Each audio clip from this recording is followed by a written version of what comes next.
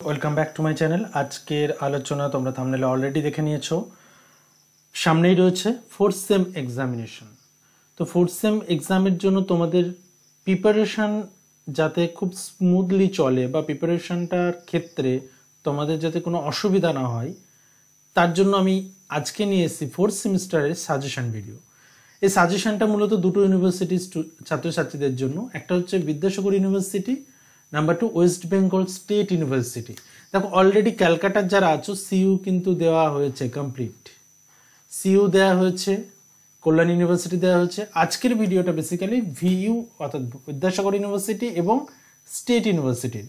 বিদ্যাসাগর ইউনিভার্সিটির জেনারেল যারা আছো, ফোর্থ সেম জেনারেল, তাদের যাদের পেপার রয়েছে মেথড অফ সোশিওলজিক্যাল ইনকোয়ারি, তাদের সাজেশনটা আজকে মূলত আমরা আলোচনা করব।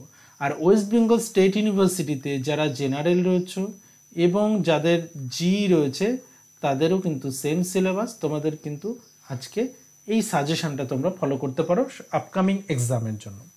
আচ্ছা, এই সিলেবাসের উপর কিভাবে আমরা আলোচনাটা আজকে করতে চলেছি। সাজেশনটাতে আমরা প্রথমে 5 মার্কের কোশ্চেন রেখেছি কিছু, তারপর 10 মার্ক এবং কিছু প্রশ্ন আমরা রেখেছি যেটা শর্ট প্রশ্নের জন্য 2 মার্ক। এই প্যাটার্নে তোমরা আজকে পাবে এবং ওভারঅল ডিসকাশন হবে যে কোন কোশ্চেনটি তোমরা কিভাবে লিখবে।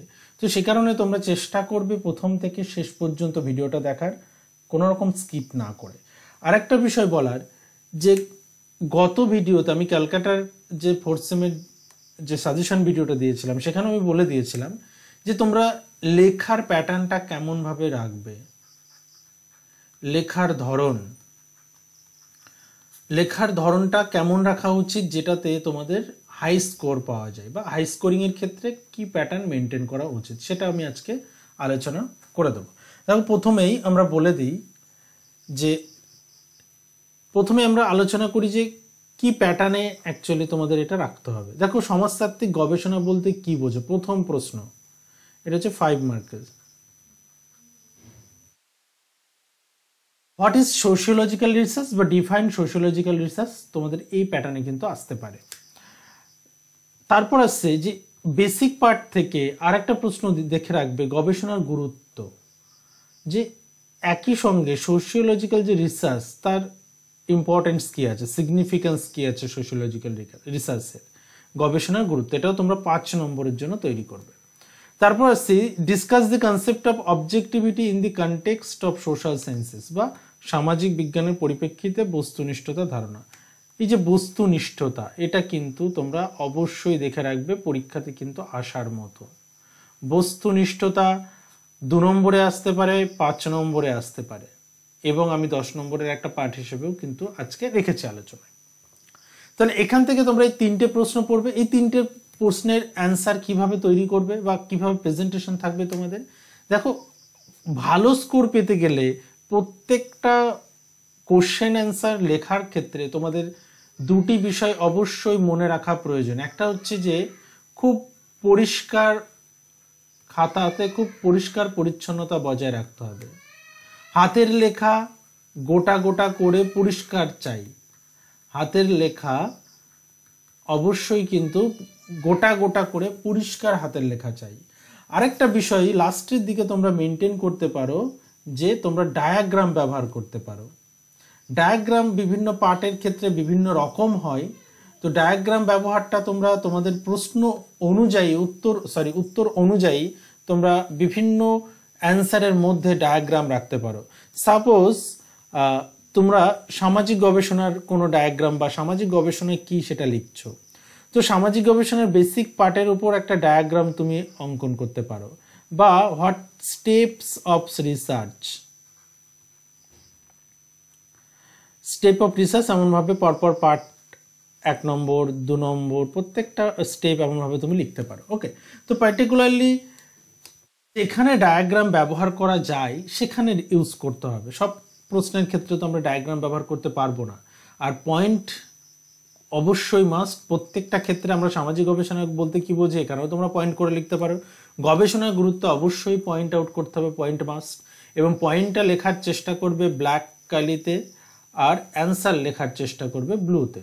ওকে, এই যে প্যাটার্ন, এই প্যাটার্নটা কিন্তু অবশ্যই মেনটেন করতে হবে A to Z। চলো এরপর আসছে সামাজিক গবেষণায় সংক্ষিপ্তভাবে reflexivity, briefly explain the reflexivity in sociological research, 5 marks. Reflexivity আরেকটা পার্ট এখানে রেখেছি, দেখো রিফ্লেক্সিভিটির গুণমান, মানে রিফ্লেক্সিভিটি কিভাবে গবেষণার ফলাফলের গুণমান বাড়াতে সাহায্য করে। তো কোথাও গিয়ে রিফ্লেক্সিভিটি কিন্তু গবেষণার ক্ষেত্রে গুরুত্বপূর্ণ একটা অংশ। তো গবেষণার গুণমান বাড়ানোর ক্ষেত্রে রিফ্লেক্সিভিটির কি অবদান আছে সেটা কিন্তু তোমরা প্রিপেয়ার করে রেখো। গবেষণার তুলনামূলক পদ্ধতি, কম্পারেটিভ মেথড, তোমাদের দুটি মেথড আছে, কম্পারেটিভ মেথড আর একটা হচ্ছে এথনোগ্রাফিক মেথড।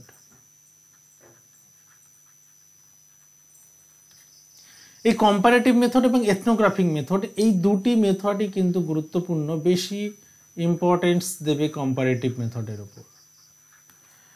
তারপর দেখো আউটলাইন দি কি characteristics of the ethnographic method. Ethnographic method কি, তার মূলত এই পদ্ধতির মূল বৈশিষ্ট্যগুলি রূপরেখা দাও বা মূল বৈশিষ্ট্যগুলি তুলে ধরো। এই যে পার্টিকুলারলি দুটো মেথড, গবেষণার তুলনামূলক বা কম্পারেটিভ কি, কম্পারেটিভের A to Z জানতে হবে, এথনোগ্রাফিক কি, এথনোগ্রাফিকের A to Z জানতে হবে। এবং আরেকটা চেষ্টা করবে যে ইমাইল ডুরখাইম যে তুলনামূলক পদ্ধতির কথা বলেছেন তার বিশদ বিবরণ, এটা লেস ইম্পর্টেন্ট কিন্তু দেখে রাখা যেতে পারে। এছাড়াও পরবর্তীতে আমরা রেখেছি যে আমাদের টোটাল দুটি পার্ট, এথনোগ্রাফিক রিসার্চের দুটি পার্ট। দেখো পরিমাণগত এবং গুণগত গবেষণা পদ্ধতির মধ্যে পার্থক্য। লাস্ট চ্যাপ্টারে তোমাদের আছে কোয়ালিটেটিভ এবং কোয়ান্টিটেটিভ ডেটা অ্যানালিসিস। তো এখানে রিসার্চের অ্যাপ্রোচ থেকেও প্রশ্ন আসতে পারে। তো এই দুটি গবেষণার পার্থক্যটা দেখে রাখতে হবে। তারপর হচ্ছে describe the characteristics of social research, সামাজিক গবেষণার বৈশিষ্ট্য। দেখো সামাজিক গবেষণার বৈশিষ্ট্য, গুরুত্ব এবং গবেষণার কি, সেটা এই তিনটি পার্ট তোমরা দেখে রাখবে। ওকে, গবেষণার কি, তার বৈশিষ্ট্য, তার গুরুত্ব, এই তিনটি পার্ট থেকে কিন্তু একটা 5 বা 10 কিন্তু তোমরা পাচ্ছ কনফার্ম। খুব বেসিক জায়গা থেকে একটা প্রশ্ন পাবেই পাবে তোমরা। তারপরে এথনোগ্রাফিক রিসার্চের দুটি পার্ট, এটা কিন্তু এথনোগ্রাফিক রিসার্চের মধ্যে আমরা পাই। এথনোগ্রাফিক রিসার্চের দুটি পার্ট হচ্ছে একটা পার্টিসিপেন্ট অবজারভেশন আর একটা ইনডেপথ ইন্টারভিউ। এই দুটো কিন্তু 5 করে তোমাদের আসতে পারে, বা একই সঙ্গে যদি আমরা এথনোগ্রাফির সঙ্গে কানেক্ট করে দেখিয়ে দিচ্ছে তখন সেক্ষেত্রে কিন্তু 10 মার্কের আসবে। ওকে, এই হচ্ছে ওভারঅল 5 নম্বরের এই কয়েকটা প্রশ্ন তোমরা দেখে রাখো। আর এরপর আসছি আমরা 10 মার্কের। 10 মার্কে দেখো প্রথমত ওই প্রশ্নগুলো কিভাবে লিখবে এই প্যাটার্নটা কিন্তু অবশ্যই একটু আলোচনাটা তোমাদের শুনে রাখা প্রয়োজন। সেজন্য অবশ্যই আলোচনাটা শোনো, যে discuss the steps involve conducting effective sociological research from problem formulation to analysis. দেখো এটা আমি এটা এক্সট্রা অ্যাড করলাম যে প্রবলেম ফর্মুলেশন থেকে অ্যানালিসিস পার্ট, কারণ আমরা যখনই স্টেপস রিসার্চের স্টেপস আসবে তখন কিন্তু প্রবলেম অ্যানালিসিস থেকে শুরুই হবে এবং শেষ হবে কোথায়, হচ্ছে লাস্ট পার্ট হচ্ছে অ্যানালিসিস। এই যে পার্ট প্রবলেম থেকে আমাদের ডেটা অ্যানালিসিস, এটাই তো রিসার্চের স্টেপ। তো খুব সহজ ভাষায় যদি বলা যায় যে স্টেপ অফ রিসার্চটা তোমরা দেখে রাখবে, যে সমাজতাত্ত্বিক গবেষণা পরিচালনার পদক্ষেপগুলি কি কি, সেটা প্রবলেম আইডেন্টিফাই থেকে বা প্রবলেম আমাদের যে রিসার্চ প্রবলেম রয়েছে প্রবলেম ফর্মুলেশন থেকে একদম অ্যানালিসিস পার্ট পর্যন্ত এটা দেখতে হবে। এরপর compare and contrast the comparative method, ethnographic method in sociological research. দেখো দুটো পার্ট আমি বললাম ভালো করে পড়তে, একটা হচ্ছে কম্পারেটিভ মেথড আর একটা হচ্ছে আরেকটি হচ্ছে এথনোগ্রাফিক মেথড। তো এই যে দুটো পার্ট, এই দুটো পার্টের আমরা যখনই জানবো তখন কিন্তু এই দুটোর মধ্যে একটা কম্পেয়ার বা কন্ট্রাস্টের জায়গাটাও আমরা তৈরি করে রাখবো। সুতরাং তুলনামূলক পদ্ধতি এবং নৃতাত্ত্বিক পদ্ধতি বা এথনোগ্রাফিক মেথডের তুলনা করাটা দিতে পারে বা বৈসাদৃশ্যটাও কিন্তু দিতে পারে। ওকে, এরপর আসছি আমরা explain the relationship between theory and research. Very very important, আমি এটা 3টা স্টার দিয়ে রাখলাম। হ্যাঁ, তো বুঝতে পারছো এটার ইম্পর্টেন্স কতটা, মানে তোমরা এটা তৈরি করবে কনফার্ম। দেখো কম্পারেটিভ মেথড বা এথনোগ্রাফিক মেথড, এই দুটো থেকে প্রশ্ন আসছে। সামাজিক গবেষণার বেসিক জায়গা থেকে প্রশ্ন আসছে, আর এটা কিন্তু আসবেই, সামাজিক গবেষণা এবং তত্ত্বের মধ্যে কি সম্পর্ক। ওকে, তাহলে এখানে অবশ্যই তোমাদের থিওরি কি, হোয়াট ইজ থিওরি জানতে হবে, হোয়াট ইজ রিসার্চ জানতে হবে, কারণ এখান থেকে তোমরা 2 মার্ক কিন্তু পেতে পারো, 2 মার্কের কোশ্চেন। ক্লিয়ার? 10 নম্বরের এই তিনটে তোমরা কিভাবে লিখবে ক্লিয়ার করে দিলাম। এরপর আসছি যে ডেসক্রাইব দি কি কম্পোনেন্ট অফ এথনোগ্রাফিক রিসার্চ, মূল উপাদান। মূল উপাদান, যে এথনোগ্রাফিক রিসার্চের মূল উপাদান কি কি, including participant observation and in-depth interview. এই যে বললাম যে ইনডেপথ ইন্টারভিউ, পার্টিসিপেন্ট অবজারভেশন, এই দুটো পার্টকে এথনোগ্রাফিকের পার্ট হিসেবে আমাদেরকে দেখে রাখতে হবে। হ্যাঁ, পার্টিসিপেন্ট অবজারভেশন 5 মার্কের দিতে পারে, যে এখান থেকে 5 মার্কের প্রশ্ন আসলো। তারপর আসি এথনোগ্রাফিক গবেষণা, যেটা বললাম যে এথনোগ্রাফিক এর বাংলাটাই যে এথনোগ্রাফিক গবেষণার মূল উপাদান। আচ্ছা, আমি প্রত্যেকটা সাজেশনে এই দুটো ল্যাঙ্গুয়েজ রাখার চেষ্টা করছি এখন থেকে, কারণ অনেকেই রয়েছে যারা ইংলিশ মিডিয়ামে রয়েছে, বাংলা টার্মগুলো বুঝতে অসুবিধা হচ্ছে, অনেকে আমাকে জানিয়েছো। তো আমি নেক্সট ভিডিওগুলো থেকে এটা চেষ্টা করব। ক্যালকাটার বিশেষ করে সিইউর যত সাজেশন বা ক্লাসগুলো হবে প্রত্যেকটাই বায়োলিঙ্গাল হবে। বায়োলিঙ্গাল মিন্স আমরা দুটো ল্যাঙ্গুয়েজই ব্যবহার করব, এখানে দুটো ভাষাতেই আমরা এটা ক্লাসগুলো এখন থেকে হবে।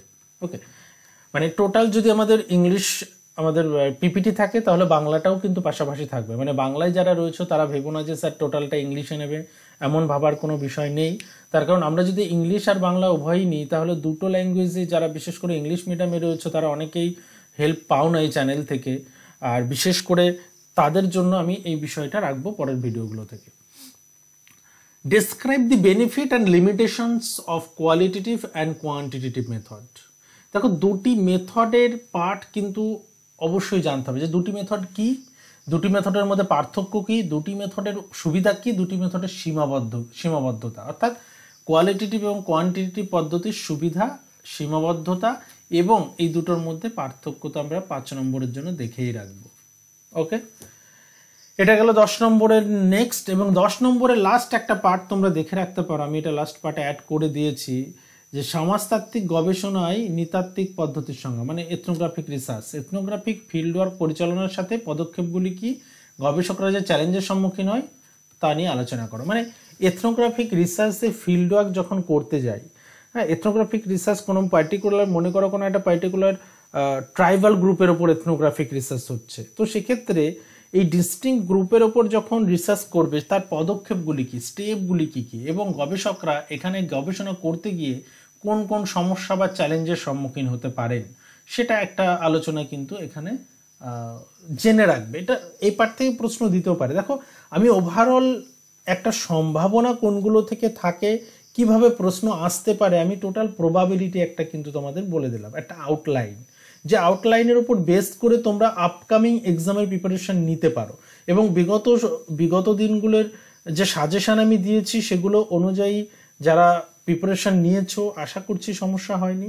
আর বিদ্যাসাগর ইউনিভার্সিটি এবং স্টেট ইউনিভার্সিটির যারা রয়েছে, অনেকেই রয়েছে যাদেরকে অনার্সেও আমি গাইড করেছি, তো আশা করি তারাও সমস্যা ফেস করেনি।